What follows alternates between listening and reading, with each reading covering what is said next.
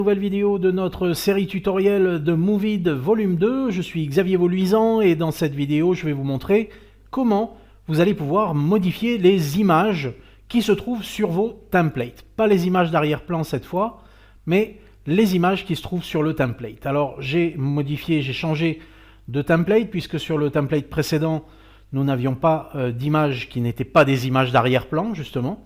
Donc sur celui-ci, nous en avons. Mais ce sont des images un peu différentes dans la mesure où ce sont des images détourées. D'accord? Donc, une précaution que j'ai omise de vous donner au début de cette formation tutoriel, c'est avant de commencer à modifier un template, il est une sage précaution d'en enregistrer une copie. Ça vous permet de conserver votre template original sans avoir à le retélécharger si toutefois vous en aviez besoin après avoir effectué vos modifications. En effet, un même template peut être utilisé pour créer de multiples vidéos, d'accord, puisque tout est personnalisable à 100%. Chaque élément peut être modifié, peut être personnalisé, d'accord. Donc, prenez cette précaution-là. Lorsque vous ouvrez un template que vous souhaitez utiliser, vous cliquez sur Fichier et vous allez cliquer sur Enregistrer une copie. Et allez sur votre ordinateur, enregistrer le template dans le répertoire dans lequel vous allez travailler, par exemple, créer un dossier, et comme ceci, eh bien, vous y retrouverez facilement, et vous aurez toujours vos templates originaux disponibles. D'accord? Donc ici, je vais l'enregistrer dans mon dossier tutoriel répertoire images. Voilà, je peux marquer copie, ou je peux lui donner un autre nom. D'accord? Je clique sur enregistrer et là vous êtes tranquille. Là vous pouvez travailler sur votre template comme vous le souhaitez, faire toutes les modifications et toutes les erreurs que vous voulez sans avoir à vous soucier. Ok? Donc dans cette vidéo nous parlons image et nous parlons ici donc d'une image détourée. C'est une image, vous le voyez, qui se trouve en arrière-plan par rapport au texte. On s'en assure en ouvrant notre volet de sélection et nous voyons que nous avons effectivement Picture, donc Picture pour image en anglais. D'accord? Donc effectivement, si je masque cette image, on s'aperçoit qu'elle est effectivement détourée. D'accord? Donc vous pouvez parfaitement utiliser une image qui ne serait pas détourée, mais on ne verra plus les éléments qui se trouvent en arrière-plan. Donc idéalement, là où vous avez une image détourée dans le template, eh bien vous utiliserez une image détourée également.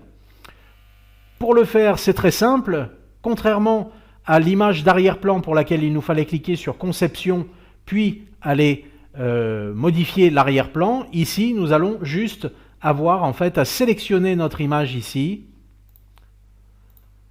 comme ceci, qu'elle s'affiche avec cet arrière-plan rose, et cliquer sur le bouton Supprime de notre clavier, ou alors faire un clic droit de souris sur cette image et cliquer sur Changer d'image à partir d'un fichier.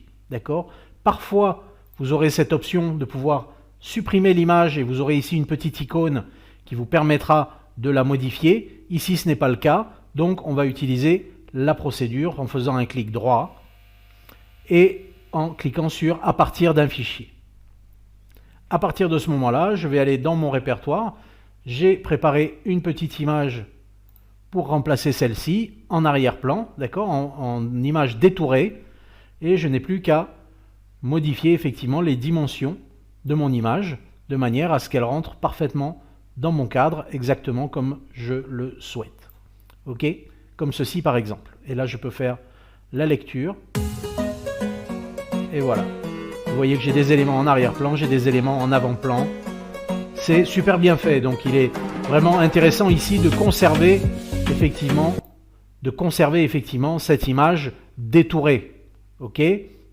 Maintenant, comme je vous le disais, tout est absolument modifiable sur vos templates. Donc, lorsque vous avez des formes comme ceci, de couleurs différentes, ok?